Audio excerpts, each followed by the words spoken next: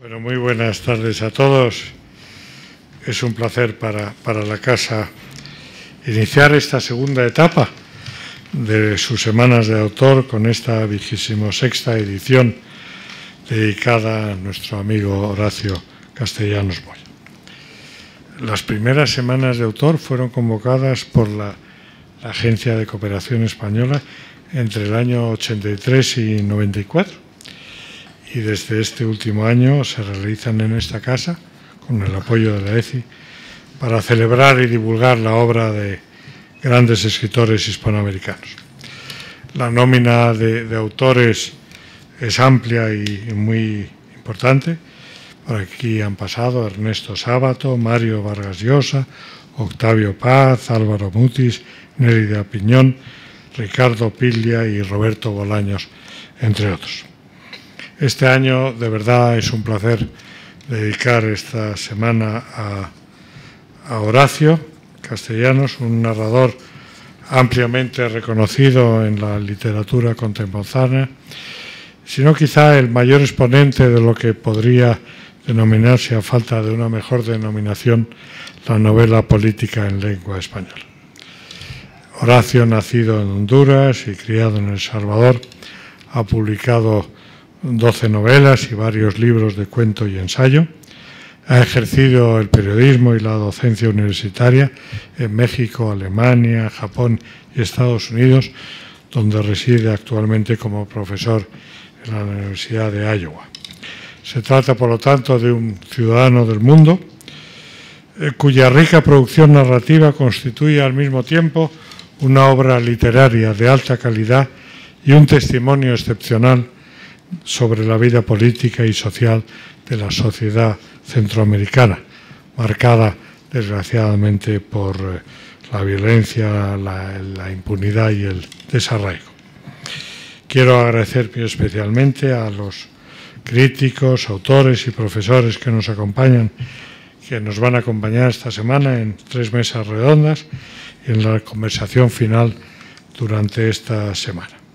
Estoy seguro que esta Semana de Autor contribuirá una vez más al conocimiento de un escritor latinoamericano de primera línea y al fortalecimiento de la conversación entre las dos orillas, que esa es la misión de esta casa. Y nada más, muchas gracias, Horacio. Es un placer tenerte en esta casa y nuestros ponentes, que hoy son de lujo, como señal de la casa, tienen la palabra. Muchísimas gracias.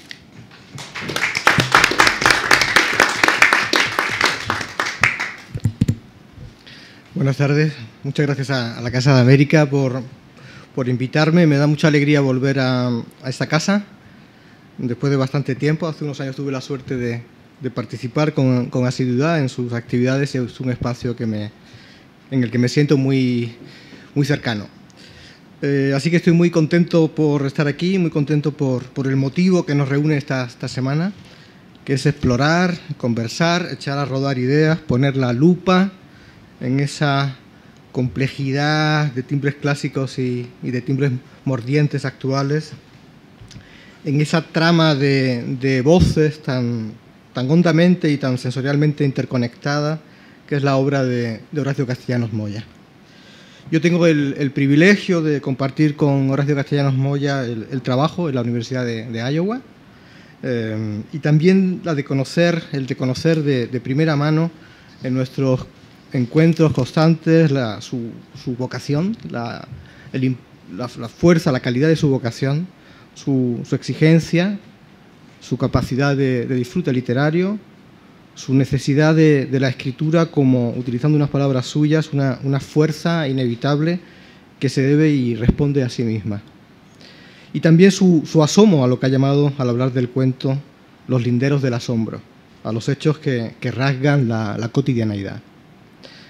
He tenido también la ocasión de conversar con Horacio Castellanos Moya en un ambiente abrumadoramente angloparlante, como el de Iowa, sobre la necesidad del agarre al idioma, hasta qué punto, al mismo tiempo que se desarrolla la habilidad con el inglés, el español, con todas sus impregnaciones y sus rayaduras y sus relieves, se convierte en una especie de mástil vital.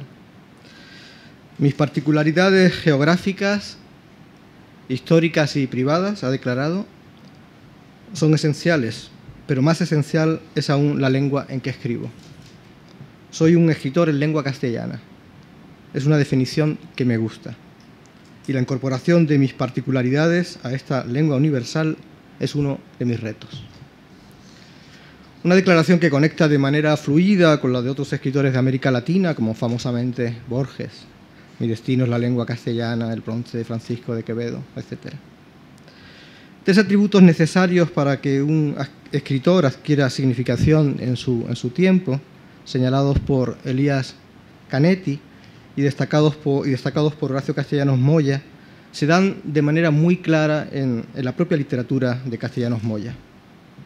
El primero, el ser un sabueso de su tiempo. El segundo, padecer una sed de universalidad que no se deje aislar por una tarea aislada. Y el tercero, estar en contra de su época. Porque, en efecto, Horacio Castellanos Moya, en ese gran arco que va desde su primer libro, La diáspora, ahora felizmente rescatado y revisado, hasta Moronga, su novela del año pasado, o hasta su libro más reciente, Envejece un perro tras la ventana, todos publicados por Literatura Random House, husmea los olores fuertes y también algunos olores dulces del mundo a su alcance. Tiene un impulso de universalidad, a menudo a través de una conexión profunda con las articulaciones de las grandes tragedias clásicas, como significativamente las de Sófocles, y también a través de su conexión con escritores europeos como Thomas Bernhard, que hace saltar la barrera, esa expresión es de Horacio Castellanos Moya, de lo local hasta alcanzar una dimensión universal. Y finalmente, siguiendo la tríada de Canetti, la suya es una literatura contra su época, pero que sobre todo vive la paradoja, la tensión de la simultaneidad, de la fascinación y el rechazo de su época. Que los organizadores de esta semana de autor hayan querido comenzar con la política en la literatura de Horacio Castellanos Moya parece muy oportuno y es coger el toro por los cuernos desde el primer momento. Si alguien, señala Horacio Castellanos Moya en su texto, lo político en la novela latinoamericana, me dice que escribo novela política, de inmediato me pongo en guardia. Mi reacción es primaria, pero tiene explicación. Primero, no me gusta ponerle un calificativo a la ficción que escribí. Para mí se trata de novela o cuento a secas. Y más adelante dice en este mismo texto, mi primer recuerdo, lo que aparece más atrás en mi memoria, es un bombazo que destruyó el frontispicio de la casa de mis abuelos maternos. En ese entonces, mi abuelo era el presidente de un partido nacionalista y conspiraba para derrocar a un gobierno liberal. Yo era un niño de 3 años que salía en brazos de su abuela entre los escombros, el polvo y el ulular de las sirenas. Luego hubo un atentado a balazos del que mi abuelo salió con vida, campañas proselitistas y el furor partidario como el agua para beber a la hora de las comidas.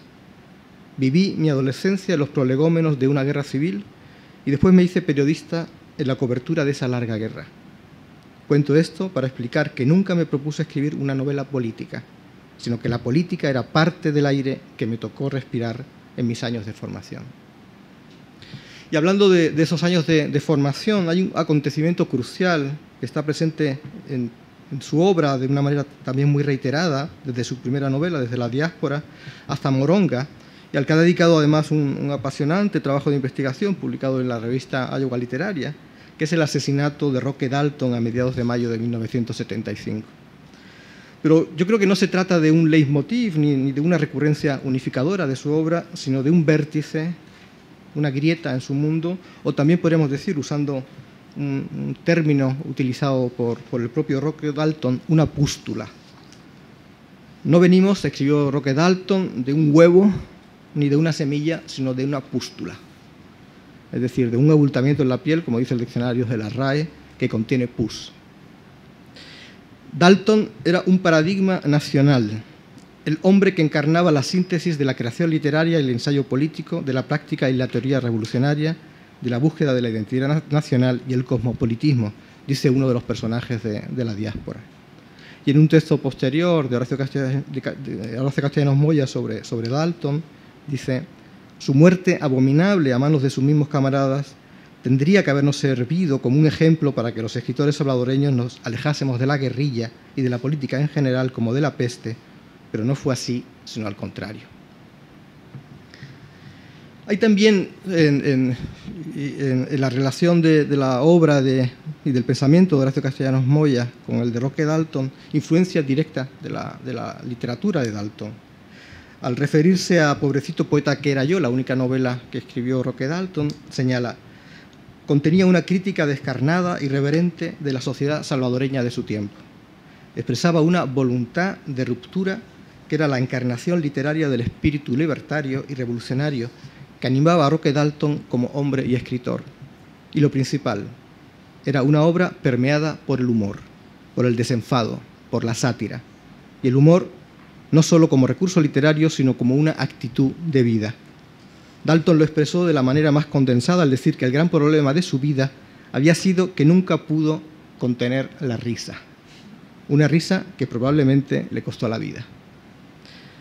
La obra de Horacio Castellanos Moya es sin duda permeable a la risa, una risa fundamentalmente sarcástica y satírica, que responde ante una realidad infinitamente más atroz de lo que es posible incluir en una novela, esto también lo ha dicho él, y que sufre la perspectiva del hombre que está siempre algo fuera de contexto, en el que persiste cierto distanciamiento siempre, cierta sensación de no pertenencia, cierto sabor a extranjería, tal y como dice en su texto Breves palabras impúdicas.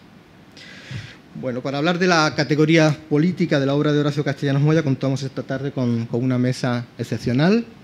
Tenemos a Philippe Lanzón, a Magdalena Perkowska y a Santiago Roncagliolo. Voy a presentarlos brevemente antes de cada una de sus intervenciones. En primer lugar, intervendrá Philippe Lanzón, escritor y periodista. Es máster en Derecho Internacional y Europeo por la Universidad de París y egresado de la Centre de Formation des Journalistes. Ha trabajado en Le Vermont du Jeudi, luego como reportero y crítico cultural en Libération, y también escribió crónicas para el semanal satírico Charlie Hebdo. En 1993, durante el periodo especial, un reportaje en Cuba le abrió las puertas al mundo hispánico, tanto de manera profesional como personal. Posteriormente empezó a escribir reseñas para Libération sobre publicaciones y autores de lengua española. Como escritor ha publicado 4 libros, el primero bajo el seudónimo Gabriel Lindero, Je ne sais pas écrit et je suis un innocent, título de un poema del gran poeta cubano Gastón Vaquero, y bajo su nombre Lecile, Leland y Lelambeau.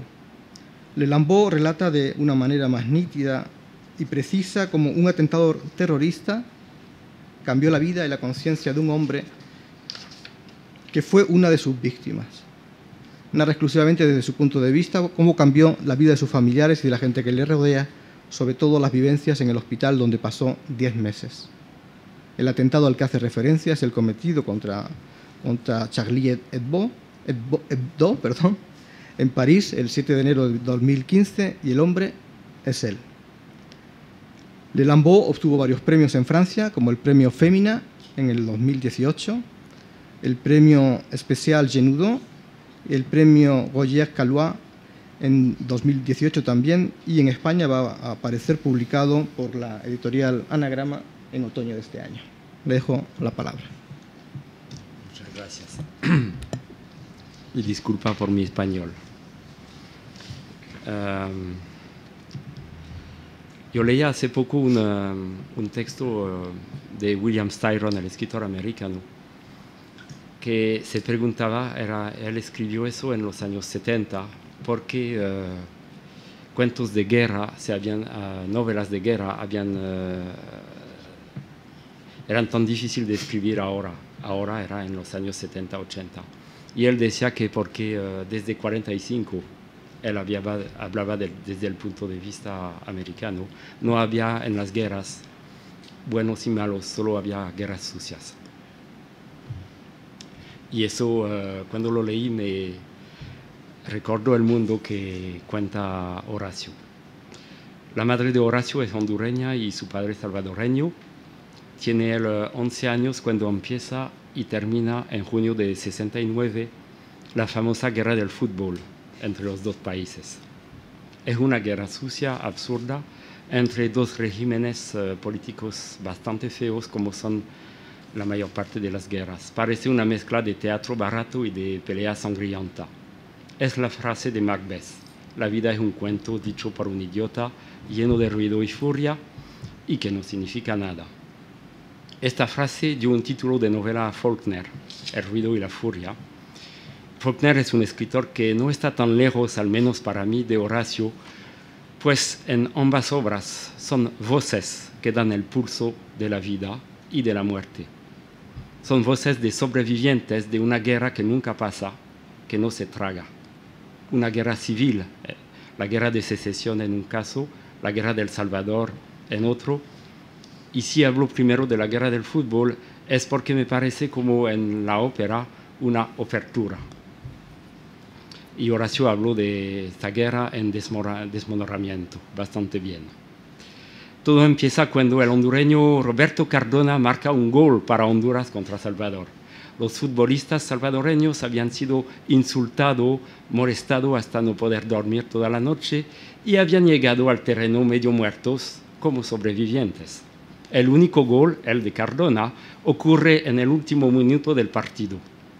Después de mirar el match en El Salvador, una muchacha de 18 años, Amelia Bolaños, se levanta, entra en el despacho de su padre, toma el pistola que tenía él guardado y se mata. Enseguida, Amelia Bolaños se vuelve un símbolo de la patria dolorida y ofendida, una virgen del soccer. El presidente y todo el gobierno atienden el funeral y siguen el ataúd como respetables viudas. Por supuesto, todo está transmitido en vivo en la televisión. Una semana más tarde, el partido de vuelta tiene lugar en El Salvador. Los hondureños pierden 3-0, pero tuvieron tanto miedo antes y durante el partido de ser heridos o matados, que lo único que les importaba era salir vivo de este infierno. Algunos hondureños son matados en la calle, el país celebra la victoria. Dice el reportero Kapuscinski, que escribió un libro famoso sobre esta guerra, que en América Latina los estadios sirven para dos cosas, para el fútbol y como campos de concentración. De cierta manera, las voces de Horacio cuentan los dos en la misma onda. La literatura empieza cuando se puede contar la historia de Amelia Bolaños, la de cualquier futbolista perseguido sobre quien un pueblo manipulado echa basura, la de cualquier demagogo nacionalista y de cualquier ciudadano que se vuelve matador con o sin gusto, la de la enfermera que cura los heridos y cuyo hijo muere de un balazo en la calle, la de cualquier general condecorado y sangriento y la de cualquier soldado perdido en una guerra sin fin que tiene cara de destino. Todos se reúnen en el estadio, en las calles, en las sombras, sobre las páginas, y nunca más salen de eso.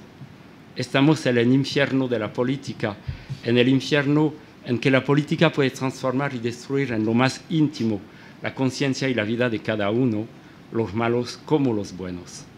La literatura de Horacio hace de este infierno un paradiso, pero únicamente para el lector. La guerra del fútbol empezó casi enseguida después del segundo match. Por supuesto, lo del fútbol era un pretexto. Detrás estaban razones económicas. Honduras había decidido echar trabajadores salvadoreños tras una reforma económica y agraria. Si no das pan al pueblo, dale juegos y enemigos. El Salvador decidió reaccionar. Detrás de las palabras políticas hinchadas siempre viven razones más sucias y concretas, calentadas por intereses y pasiones.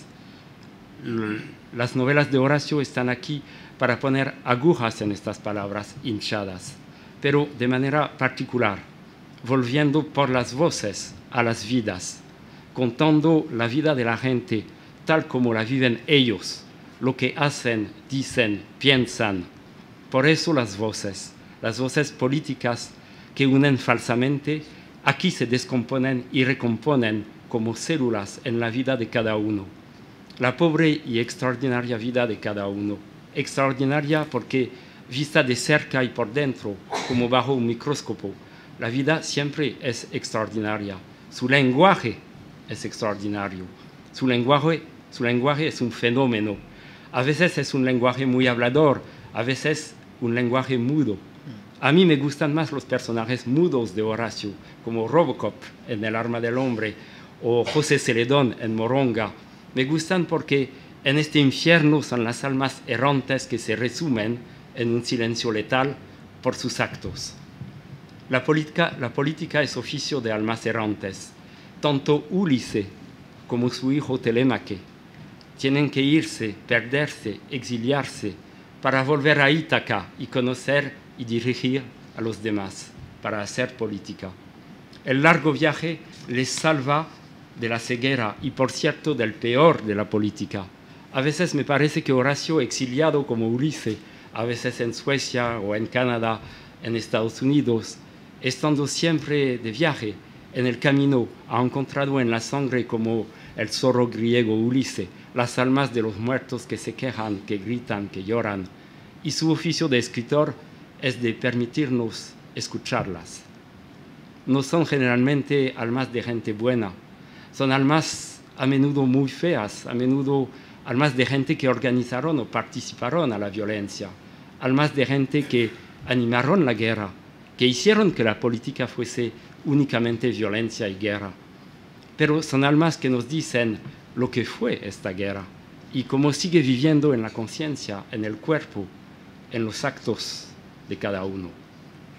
Hubo como 5.000 muertos en la guerra del fútbol, creo, lo que es mucho en tan pocos días y lo que es poco si pensamos que la guerra civil en El Salvador, que tuvo lugar entre 80 y 92, causó acaso a estas alturas nada es preciso como 100.000 muertos. Vuelvo a la historia trágica y ridícula de Amelia Bolaños.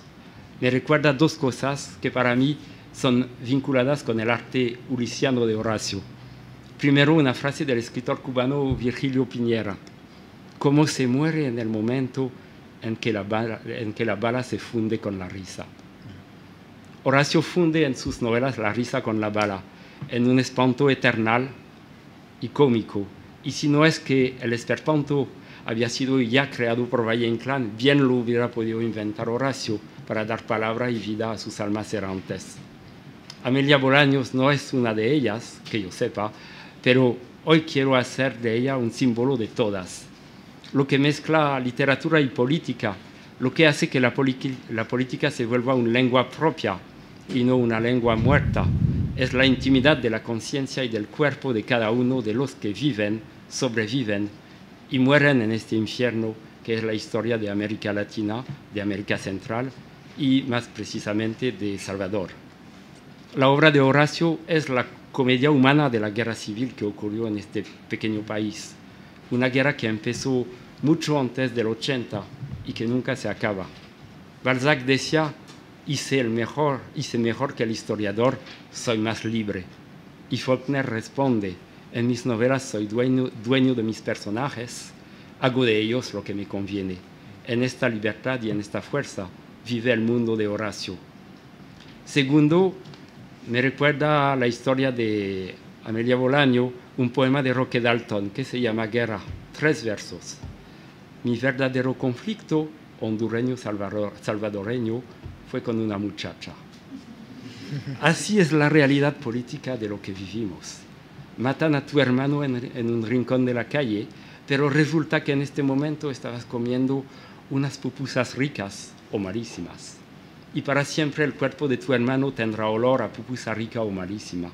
Y para siempre te lo recordarás y para siempre tus palabras van a hacer remolinos y mentiras y llantos alrededor de eso. Y aquí, en la sangre de tu hermano, muchos años después, Horacio ve y escucha no solo su alma errante, pero también la tuya. Y tal vez poco a poco el lector se da cuenta que quien mató a tu hermano eres tú. Porque así es la guerra civil, la política en armas y en cada hogar, en cada familia, en cada cama, en cada botella de cerveza, tibia o fresca, en cada cabeza. Y de manera más general, así es el acontecimiento.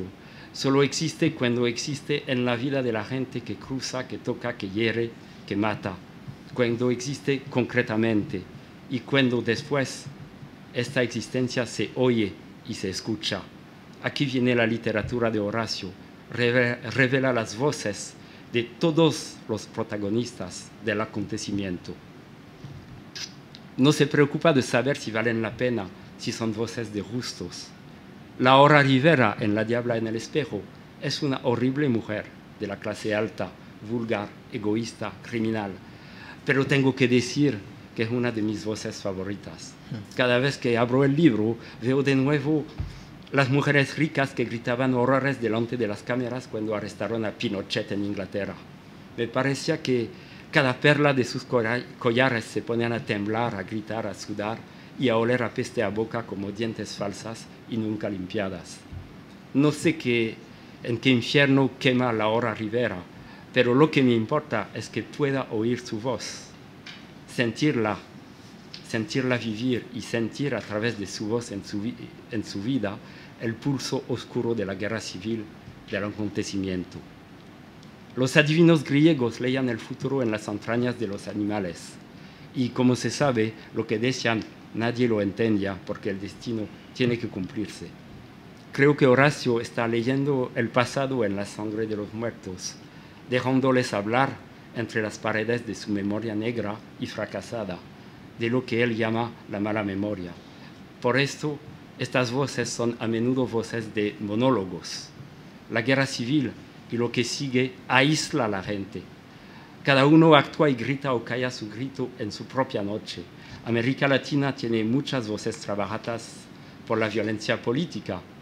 Así han nacido, por ejemplo, las llamadas novelas de dictadura. Y aquí, Vargas Llosa ha descrito el proceso que lleva del asco, una de las primeras novelas de Horacio, a la literatura. Citación de Vargas Llosa. A mí las dictaduras me producen una gran repugnancia y los dictadores siempre me han parecido personajes grotescos. Además han hecho tanto daño, han hundido y arruinado a tantos países, han sido la tragedia de América Latina y todas tienen un aspecto físico grotesco, las mentiras, las razones con que se justifican, la duplicidad en que obligan a vivir a los ciudadanos, la irrealidad que se crea en la prensa, en los discursos, en la vida oficial. Todo se vuelve una gran farsa. Ese sentimiento de repugnancia se transparenta en las novelas y cuaja en algunos personajes y en algunas situaciones. Los personajes, a medida que se aproximan a los poderosos, van hablando de una manera cada vez más enterrada y menos coherente. Hay como un desbarajuste del vocabulario y de la frase. Y cuando se aleja del poder, la prosa vuelve a ser más elocuente, más transparente.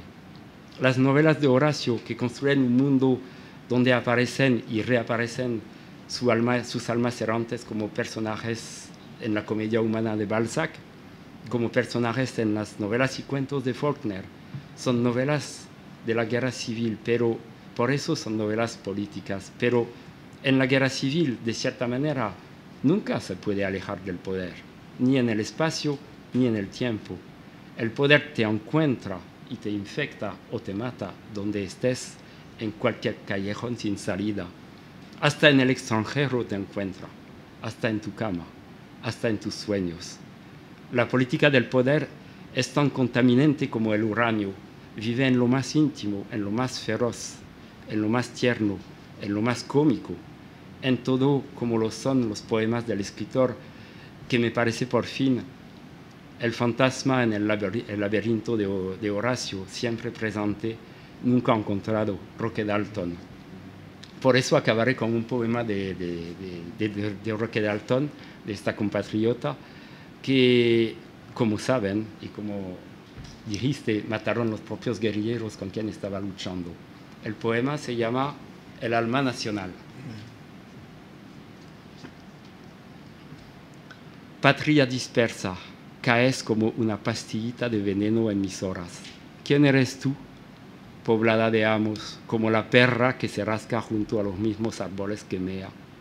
¿Quién soportó tus símbolos, tus gestos de doncella con olor a caoba, sabiéndote arrasada por la baba del trápula? ¿A quién no tienes harto con tu diminutez?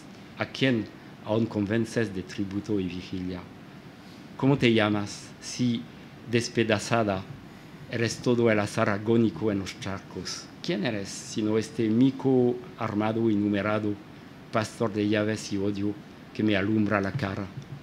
Ya me bastas, mi bella madre durmiente, que haces heder la noche de las cárceles. Ahora me corroen los deberes del acecho, que hacen del hijo bueno un desertor, del pavito coqueto un pobre desvelado, del pan de Dios un asaltante hambriento. Gracias.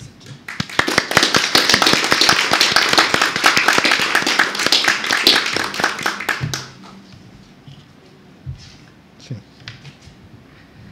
A continuación va a intervenir Magdalena Perkowska. Magdalena Perkowska es catedrática de literatura latinoamericana en Hunter College y en el Graduate Center of City of New York. Es autora, entre otros, de Historias híbridas, la nueva novela histórica latinoamericana ante las teorías postmodernas de la historia, y de Pliegues visuales, narrativa y fotografía en la novela latinoamericana contemporánea. Desde 2008 investiga la narrativa centroamericana, explorando los temas de memoria e historia, duelo, violencia y afectos.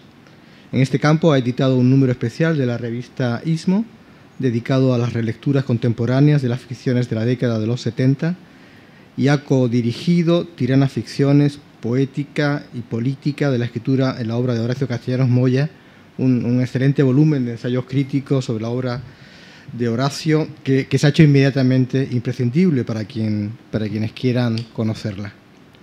Ha contribuido con artículos en volúmenes especiales y revistas académicas en Estados Unidos, Europa y América Latina, y su nuevo proyecto de investigación se titula Archivos de la infelicidad, relatos post-utópicos centroamericanos, y explora la función ética y política de los sentimientos feos, desagradables e incómodos de ugly feelings en la ficción y el cine recientes de América Central. Le dejo la palabra. Bueno, ¿se escucha? Sí, bueno. Muchas gracias primero a Casa de Américas por esta generosa y amable invitación. Es un placer y un honor estar aquí con ustedes compartiendo nuestras lecturas de Horacio y nuestro placer de leerlo. Yo soy una criticona literaria, es decir, no puedo ser tan afectiva como Luis, como Philippe, pero bueno, como me consoló hoy Santiago mientras íbamos aquí a Casa de Américas, me dijo, bueno, eso también es una forma de escribir, así que bueno, veremos. Voy a empezar con dos citas de escritores salvadoreños, el Roque Dalton, ya mencionado varias veces, y Manlio Argueta, ¿sí? De Roque Dalton, de la novela, la única novela, Pobrecito poeta que era yo, una cita que dice, lo que necesitamos, dice uno de los poetas, es capacidad de emputarnos de verdad con el pequeño mundo circundante. Y la cita de Manlio Argueta, de la novela Siglo de Oro, dice, el escritor poeta dice cosas a sabiendas que perjudica el ritmo cotidiano de la vida o no es poeta. Te cagás en la tuya y en la del vecino, pero no por puro gusto, sino para beneficio de los que ignorás, ya sea porque no han nacido o porque viven en mundos desconocidos. Y empiezo con estas citas porque al leerlas inevitablemente pienso en la escritura de Horacio. Y la presentación en sí también la quiero empezar con una cita de Horacio, una cita que de alguna manera ya apareció en la presentación de Luis, pues en un ensayo titulado, como si fuera pensado para nuestra cita de hoy, Lo político en la novela latinoamericana. Después de confesar la incomodidad que le produce el adjetivo política aplicado a sus funciones, Castellanos Moya admite que la política ha sido una presencia dominante en su experiencia personal y profesional de escritor. Y cito: en los tiempos que corren, la palabra política está muy desprestigiada, como también lo están los políticos. Esta frase la escribió hace bastantes años. Me gustaría saber qué dirías ahora sobre los políticos. Pero debo reconocer que la política se filtra, a veces incontenible, en las ficciones que he escrito, y que esta filtración procede de un hecho muy contundente. La política ha sido una presencia dominante en mi vida, no porque yo haya ejercido el oficio político, sino porque esta ha sido una especie de maldición que me marcó desde siempre. Aquí cierro la cita. Pues esta invasión de lo político en lo literario, que Horacio reconoce en sus textos, es consecuente con una corriente central en las producciones literarias en América Latina desde el siglo XIX, la independencia, hasta ahora. En el mismo ensayo, Castellanos Moya señala que, y vuelvo a citar, buena parte de la más importante novelística latinoamericana producida en el siglo XX está permeada en mayor o menor grado por lo político. Efectivamente, las ficciones de las últimas décadas escritas en América Latina aparecen laceradas por los procesos políticos, incluso podríamos decir, evocando un título de Horacio, tiranizadas por la violencia de Estado, la corrupción, la desigualdad social, los juegos geopolíticos del hemisferio. Pero también por formas de resistencia y cuestionamiento que surgen de la sociedad civil o la multitud, como reacciones y deseos de otra cosa. Laceradas, atravesadas por lo político, a pesar de que supuestamente hemos alcanzado el fin de la historia, Fukuyama mediante, de la política y de la hegemonía. Me refiero aquí a todos esos posts que circulan tanto en la teoría cultural, poshistoria, pospolítica, poshegemonía, etc., ¿no? Esta manera de pensar la relación entre política y literatura significa, en realidad, y de acuerdo con el tema de nuestra mesa de hoy, la política en la literatura, es decir, cómo los textos literarios representan los acontecimientos políticos e históricos, las estructuras y relaciones sociales y las identidades. Esta forma de lo político está presente en las 12 novelas y 5 libros de cuentos que Horacio ha publicado hasta la fecha. En ellos, el escritor recorre obsesivamente un paisaje histórico-político centroamericano, creando personajes que son partícipes o testigos de procesos políticos, tanto revolucionarios como reaccionarios, que toman parte en o padecen las políticas insurgentes y contestatarias, procesos de paz negociados, la cohabitación con la derrota, los excesos de la corrupción oficial, la continuación de la guerra en lo político, como el nuevo paradigma de la democracia contemporánea en Centroamérica. Como ejemplo, podríamos mirar los procesos políticos de la historia salvadoreña. El recorrido obsesivo por esta historia, así como por los abismos y límites de la condición humana que ella genera y expone, abarca casi un medio siglo en las novelas de Castellanos Moya, desde el fallido golpe de Estado en contra de Hernández Martínez y la huelga de la clase media que lo derrocó entre abril y mayo de 1944 en Tirana Memoria, hasta mediados de 1994, que se narran en Donde no estén ustedes, pasando por la mal llamada guerra del fútbol entre El Salvador y Honduras en julio de 1969, el fraude electoral y el subsiguiente intento de un golpe de Estado en 1972 en desmoronamiento, hasta la transición política después de los acuerdos de paz de 1992, plasmada en El asco, La diabla en el espejo y El arma en el hombre.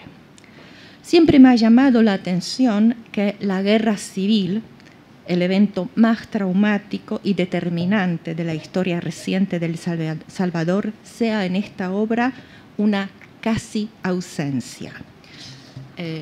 Ya me explico. Un silencio elocuente, al que la escritura de Castellanos Moya se acerca de una manera asintótica, tejiendo historias en torno a algunas fechas o episodios sin jamás escribir lo que llamaríamos una novela de la guerra. El horror de esta guerra parece ser lo no representable, una experiencia que bloquea la significación y no permite insertarse en un relato que la explique. Una pérdida del sentido, del ser, del rumbo y un fantasma que genera la búsqueda de un sentido imposible, un sentido de un sinsentido, podríamos decir. Y este solo puede ser fragmentario, parcial y provisional. Lo político está también muy presente en la última novela de Horacio, Moronga, si bien se despliega de otra forma como un confuso telón de fondo, y eso es una cita de Horacio también. Un horizonte, las experiencias de inmigrantes salvadoreños en Estados Unidos, las operaciones ilegales de tráfico de drogas y armas contra las que lucha el Estado americano y la constante vigilancia de este Estado que funciona como un panóptico sin límites, al tanto de cada movimiento, palabra y me atrevería a decir pensamiento de los sujetos a los que observa de día y noche. Desde luego, la escritura de Castellanos Moya nunca es pasiva ante esta presencia obsesiva, tirana de lo político. De hecho, la literatura en general y la literatura creada por Castellanos Moya en particular no busca producir el conocimiento de una realidad específica, sino más bien exponer las ideologías que la sostienen, evidenciando límites y contradicciones de la razón política. Propongo ahora un cambio de ruta para ahondar un poco más en la relación entre política y literatura. Hasta este punto he hablado de la política en la literatura. Ahora, ¿es lo mismo hablar de la política en la literatura y la política de la literatura? La política en la literatura parece situarse sobre todo al nivel de la figuración, el tema, la historia, los personajes. ¿Qué sucede cuando tomamos en cuenta el nivel estético? Pero entonces, ¿cuál es la relación entre política y estética? Y también, entre política y el efecto afectivo del texto que leemos, ese algo que surge en nosotros mientras avanzamos en la lectura. Cómo el texto, la escritura, afecta nuestro o nuestros saberes, la doxa, que aceptamos y que nos moldea, el lugar que ocupamos y cómo lo ocupamos. Estas preguntas nos desvían un poco del tema de la mesa, ese en, ¿no? Pero la dimensión política de la escritura de Horacio y la relación entre política y literatura no se puede apreciar a fondo sin tomarlas en cuenta. Es mediante el artificio de la narración y la exploración consciente e intensa de un arte de narrar, o como diría nuestra colega que no ha podido llegar hoy por un problema de avión, Alexandra Ortiz Wallner, el arte de ficcionar, que Castellanos Moya tuerce la tradición testimonial, confronta las certidumbres ideológicas de las épocas anteriores, aborda críticamente tanto la figura del revolucionario como la del intelectual comprometido, retando al lector con la duda, la incertidumbre y la ambigüedad. En sus ficciones, que podemos describir como un acontecimiento del lenguaje, los personajes se apoderan furiosamente del discurso por medio del monólogo, el diálogo o un diálogo imaginario y construyen sus versiones delirantes o espantosamente racionales ante los ojos y los oídos, porque las novelas de Horacio son auditivas, el lenguaje es una materia viva y sabrosa o sabrosita, ¿no? Que se escucha y se saborea, entonces, ante los ojos y los oídos de los lectores.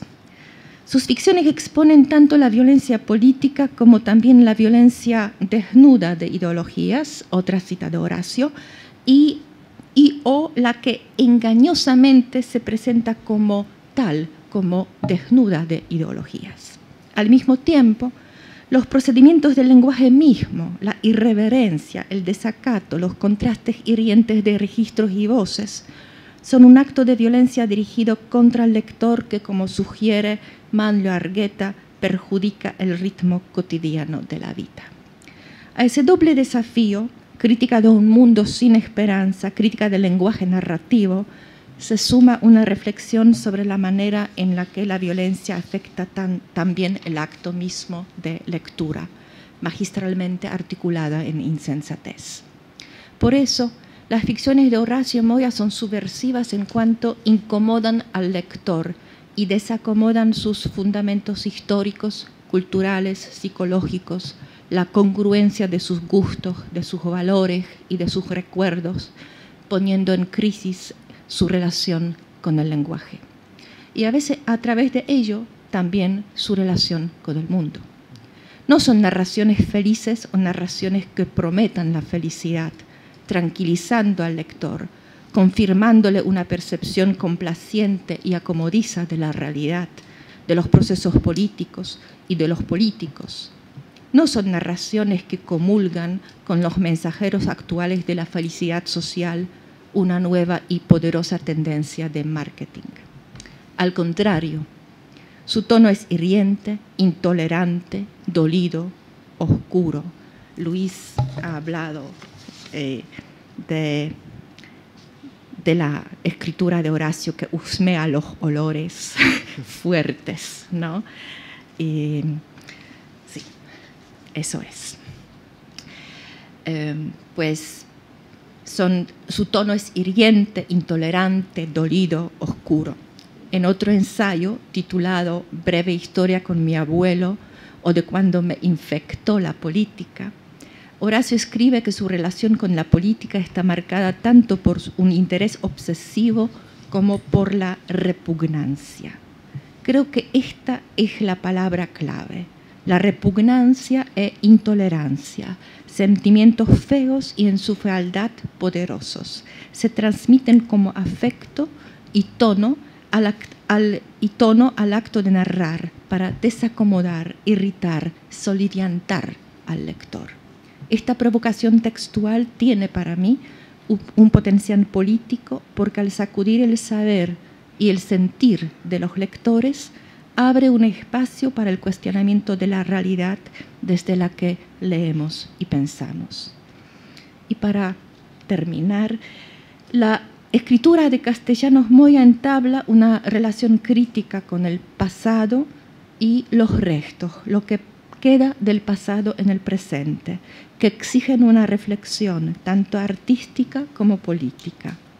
El después y el antes se leen e interpretan mutuamente desde la diáspora y los cuentos publicados entre 1981 y 1995 hasta Moronga. En las novelas de la saga de los Aragón, que proyectan una mirada dolida, pero escrutadora y despiadada al pasado, al igual que en las novelas furiosas, que se obsesionan con el presente desilusionado y desilusionador.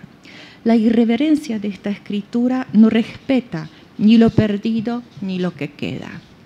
Contorsionada por la ironía, el sarcasmo, la burla, el disgusto, la sátira y un humor negro chistosito, no se preocupa por respetar las sensibilidades del lector.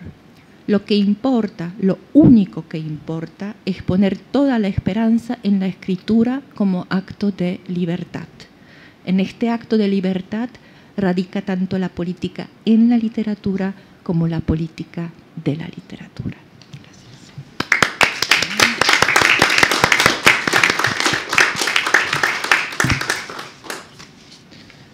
Muy bien, a continuación intervendrá Santiago Roncagliolo, escritor, dramaturgo, guionista, traductor, periodista. Desempleado, todo junto. Bueno, una mezcla poderosa. Se licenció en Lingüística y Literatura en la Pontificia Universidad Católica del Perú. Su última novela se titula La noche de los alfileres.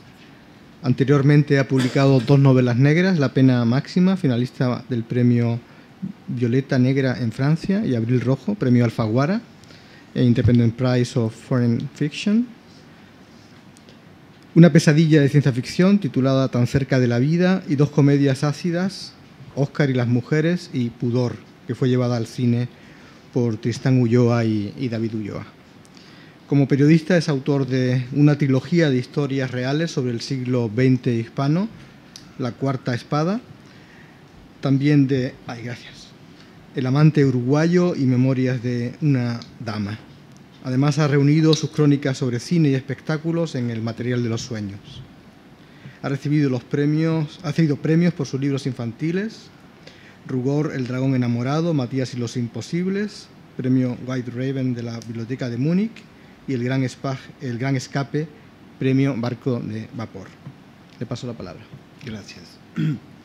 Yo siempre cuento la misma anécdota y la voy a volver a contar. Hace 10 años, nada más, hace 13 años, en 2006, fui a El Salvador a hacer promoción de libros y un periodista me preguntó: ¿y tú qué has leído de El Salvador? Y yo, que había hecho mi tarea y había leído Horacio Castellanos, dije que había leído Horacio, me parece que fue Insensatez o Desmoronamiento la que había leído en ese momento, y además me entusiasmaba porque tenía mucho que ver con temas que yo también trataba y con cierto humor negro que a mí también me interesa y que también empleo en mis novelas. Así que me deshice en elogios, y entonces el periodista apagó la grabadora y dijo: mire, el señor que usted menciona tiene una novela sobre este país que se titula El asco, así que no es muy popular. Yo le diría a usted que cuando le pregunten qué ha leído de El Salvador, mejor diga que nada, si estamos acostumbrados. Tampoco que la gente vaya leyendo salvadoreño. Y en efecto, siempre me fascinó que un autor pudiese ser tan impopular. Me parece que debería haber autores más impopulares, que frecuentemente los escritores nos caracterizamos por decir cosas bonitas, inspiradoras, casi de autoayuda, llenas de valores de cómo el mundo debería ser, pero rara vez se atreven los escritores a decirle al mundo cómo es y escupirle a la cara. Y estoy seguro de que Horacio Castellanos Moya no solamente lo ha hecho, es que no para de hacerlo. Y creo que eso tiene que ver con un momento histórico, con no sé cuántos años tengas, pero como ya te hacemos todos estos homenajes, debe ser mayorcito ya, sí. Porque creo que hubo una literatura latinoamericana de los años 60, de los años 70, muy caracterizada por las figuras del dictador, que todos recordamos aún, ¿no? De Conversación en la Catedral, del Otoño del Patriarca, de todas las... bueno, que desde antes, desde Asturias y el señor presidente, en fin, una literatura del dictador, del poderoso.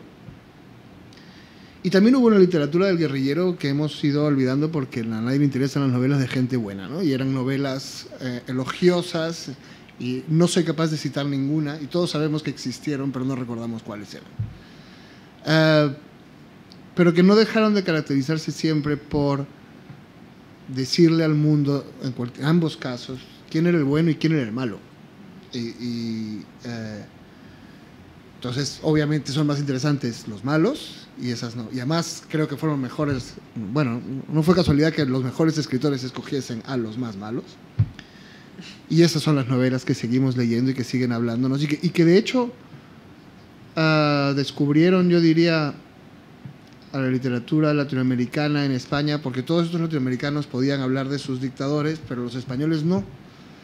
Y los latinoamericanos sí podían escribir de los suyos porque eran los suyos, así que de alguna manera también hablaban a España de su propia situación en los años 60 y 70, ¿no? Y del propio monigote del poder, como lo describió Vargas Llosa en la cita de Philippe.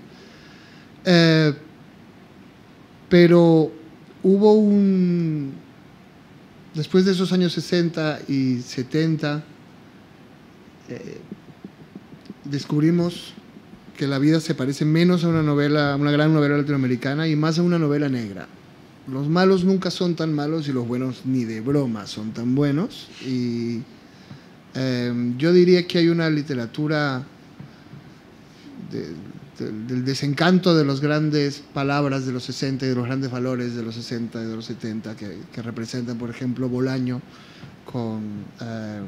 que es un autor que habla con la misma crudeza y con el mismo tono afilado de asesinos de Pinochet y de guerrilleros exiliados, que es un tipo igualmente desencantado y que derrama vitriolo sobre todas las figuras que antes eran malas, que siguen pareciéndole malas, pero también de las que creían que eran buenas, que no le parecen tan buenas y que les parecen llenas de farsas, imposturas y de haber vendido motos y de haber vendido humo a una sociedad, e incluso de haber agravado las cosas en vez de arreglarlas. Yo recuerdo mucho una novela como Amuleto que me parece muy Horacio. No sé si te guste, bueno, espero que te guste, porque yo sentía que era muy cercana, una extensión como de tus novelas cortas, y es una voz de una mujer que está encerrada en un baño mientras los militares toman la universidad, y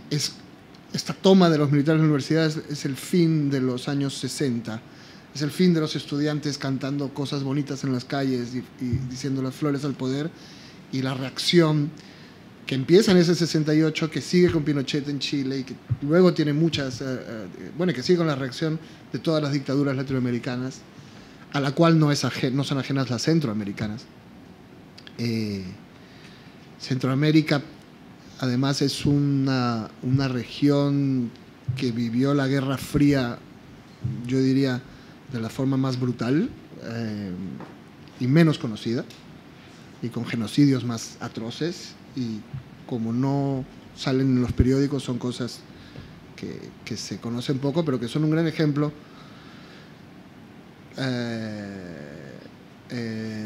de cosas, por ejemplo, como las que se han mencionado en esta mesa, de Roque Dalton, el poeta asesinado por los guerrilleros, tan atrozmente como los asesinos del otro lado. Quizá algo en la misma generación o en la misma sintonía, hay escritores como Houellebecq, que también es la reacción contra los ideales de los 60 en Francia. Y yo siento que eso es algo muy cercano a mi generación.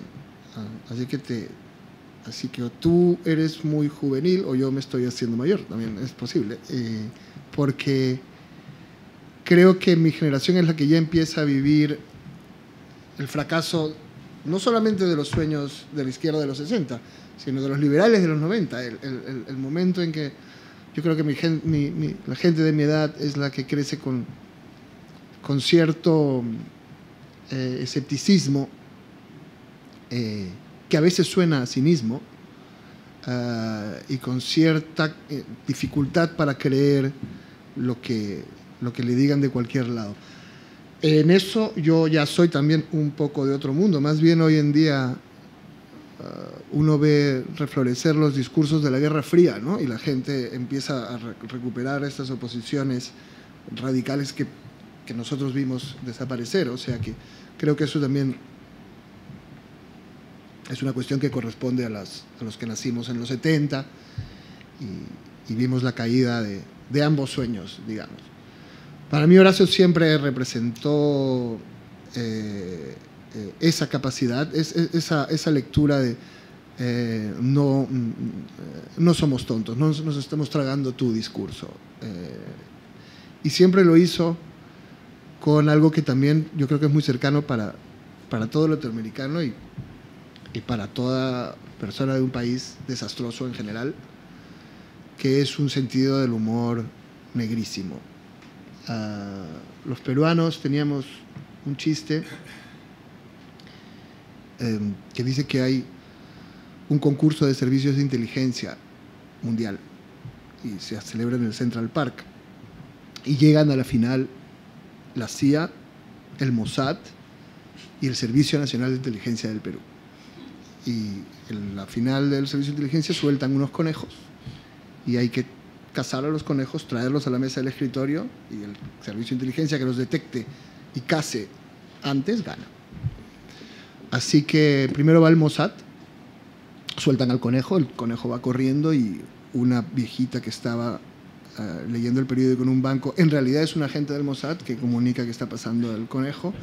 Un árbol por el que pasa el conejo, en realidad es un agente del Mossad que sigue mandando. El basurero es un agente del Mossad y, digamos, en 25 minutos el conejo está en la mesa del jurado. Luego le toca a la CIA, sueltan al conejo y un satélite que detecta radiaciones calóricas envía una señal a los móviles de 4 agentes en las puertas de Central Park que cercan al conejo y en 15 minutos, en 10 minutos, el conejo está en la mesa del jurado. Y luego le toca el turno al Servicio Nacional de Inteligencia del Perú. Sueltan al conejo, el de los 90, ha cambiado un poco. Sueltan al conejo, pasan 15 minutos, pasa media hora, 2 horas y media, y después de 4 horas y cuarto, 2 agentes del servicio llegan con un cerdo golpeado, amorateado, reventado, la cola rota, y lo tiran en la mesa del jurado, y el jurado dice: pero esto es un cerdo. Y los agentes le dicen al cerdo: tú, habla.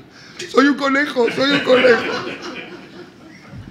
Siempre pensé que ese es un chiste que solo se le podía ocurrir a Horacio Castellanos Mora.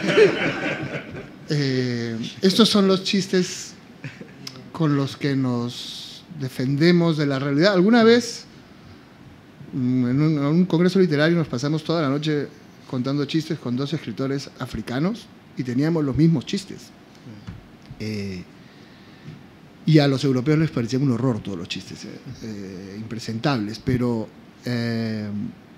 conforme un país se va enriqueciendo, el sentido del humor se hace más blanco, se preocupa más por la sensibilidad de la gente, y está bien, no lo critico, pero tú ves que la España del siglo XX es la España de Berlanga, de Almodóvar. En una película como Airbag de los 90 hay chistes sobre pederastas, hay cosas que ya no puedes hacer, porque conforme un país se va enriqueciendo, el humor se contiene. El humor, y este humor negro, sarcástico de Horacio, es un humor también muy cercano para todos los latinoamericanos. Es un humor que dice: no somos tontos, nos enteramos de lo que está pasando, no podemos cambiar las cosas, pero podemos reírnos de ellas, y es una pequeña victoria que tenemos hacia las cosas que no nos gustan, hacia la violencia, hacia la miseria, hacia las cosas terribles que hemos ido viendo y con las que hemos tenido que convivir. Y creo que eso es especialmente importante, contar así y tener esa capacidad de ver las cosas así, es una parte muy esencial de los personajes de Horacio, alcohólicos, folladores, que se aferran a algo con lo que puedan vivir, porque están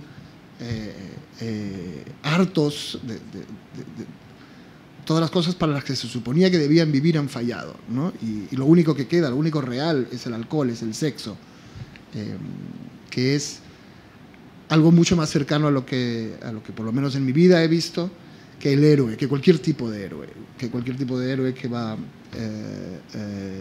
luchando por el bien, desde Superman hasta el guerrillero de las novelas olvidadas de los 60. Pero todo eso no deja de ser una exposición, además, de un lugar que no vemos, no vemos Centroamérica. Son países pequeños, no figuran en las noticias, salvo cuando ocurre algo especialmente brutal, pero quizá los escritores también estamos para recordar al mundo que nuestros países existen, para darles las historias de la gente que vive ahí a los demás lectores, para decirles, quizá no cómo ha vivido alguien, pero sí cómo podría haber vivido alguien que te has inventado, que ha salido de tu ficción, y al hacerlo recuperas un terreno para tu lugar del mundo. Tus historias son también las historias que recuerda tu lugar de origen, sea cual sea, porque es muy poco claro si eres de Salvador o de Honduras, pero eres más bien de El Salvador, ¿no? Sí. Todos estos territorios, todas estas historias se van olvidando, sobre todo si están en países que no forman parte de nuestras imágenes de televisión. Y sin embargo, esas historias están ahí. La última novela, Moronga, que además me parece que es como una novela normal de Horacio, más otra novela, tiene como más de una novela metida ahí, y es la novela sobre cómo esas historias hoy en día también forman parte de Estados Unidos y no se ven. Son las partes que no vemos, son estos inmigrantes y estas redes los que forman parte de Estados Unidos, mientras ingenuamente un presidente quiere poner muros para lo que está afuera, todo lo que quiere impedir ya está dentro, ya forma parte de su país, y por lo tanto forma parte de su país la historia de El Salvador y la historia de Centroamérica, y todas esas historias de esos lugares que nunca saldrán en Fox, están dentro de su país, y hacen falta libros para decirlos, hacen falta libros para contarlos, hacen falta libros para darles vida a estos personajes. Sería terrible y aburrido hacerlo como una moraleja, hacerlo como un activista, porque la política nos reduce a causas. El político tiene que juzgar y opinar y decidir.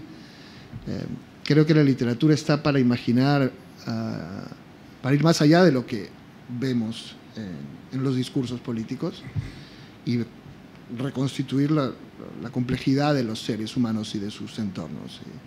Los luchadores quizá no sean todos idealistas, quizás al luchar se hayan convertido en monstruos como los que combaten, o quizás se hayan convertido en narcos, o quizás se hayan convertido en poetas tristes que buscan a Roque Dalton en bibliotecas perdidas de Estados Unidos.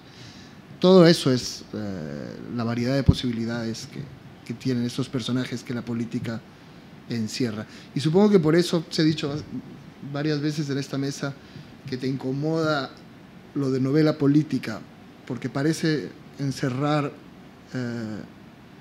un libro en esa pregunta que odiamos que nos hagan, que es ¿qué quisiste decir con este libro? O sea, resumen una línea, ¿cuál es la moraleja? ¿Cuál es el gobierno por el que debemos votar exactamente según tu novela? Creo que ese humor, ese vitriolo, ese humor sarcástico refresca todos esos problemas, les da vida, les da realidad, y al hacerlo al final no deja de hablar de todos los otros países, y bueno, incluso de Estados Unidos en algunos casos explícitamente, pero los personajes de Horacio, cambiando 2 o 3 nombres, podrían haber formado parte de la violencia de Perú, de la violencia de Colombia, de la violencia de Chile, en la medida en que todos somos hijos de hecatombes y todos volvemos en la literatura a ellas, en nuestras historias a ellas, obsesivamente, ¿no? A Hollywood le encantan las historias de la Segunda Guerra Mundial porque es el único momento histórico en que el espectador ya tiene claro quién es el bueno y quién es el malo desde la primera escena, no hay que explicar nada. Pero Europa lee mucho de la Segunda Guerra Mundial porque definió quiénes iban a ser los que venían después, definió a los lectores que están leyendo, y España de la Guerra Civil y Perú de su propia violencia de los 80. Y en ese sentido, aparte de rescatar esas violencias que no vemos en la tele, las novelas de Horacio nos hablan de todas las violencias de todas las guerras, de cómo vivir después de la hecatombe, de cómo llevar el pasado encima y cómo luchar con él. Eso es un tema obsesivo, cómo no poder librarse de lo que has visto y tener que beber y que follar para tratar de esquivarlo por un rato. Creo que por lo menos la mayoría de novelas de Horacio ven el pasado como una enfermedad que no nos curamos, y que si piensas en cómo en el caso de Perú los fantasmas del pasado vuelven constantemente, que si piensas en una Europa en la que vuelven las extremas derechas, si piensas en cómo está presente la guerra civil cada 5 minutos en el debate político español, si piensas en Argentina y el propio recuerdo de su violencia de los 70, en el fondo estás pensando como los personajes de Horacio, estás pensando en cómo el pasado es algo que llevamos dentro, el pasado no es algo que se quedó atrás, y solo escogemos cómo poder enfrentarlo o tratar de olvidarlo. Y en ese sentido me parece que sus novelas van mucho más allá de Centroamérica y nos hablan de nosotros, seamos de donde seamos esos nosotros. Muchas gracias.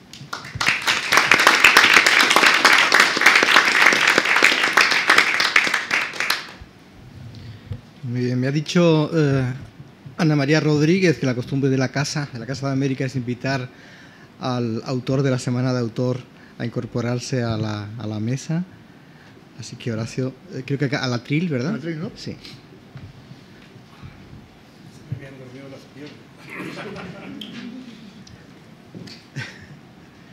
Bueno, buenas tardes.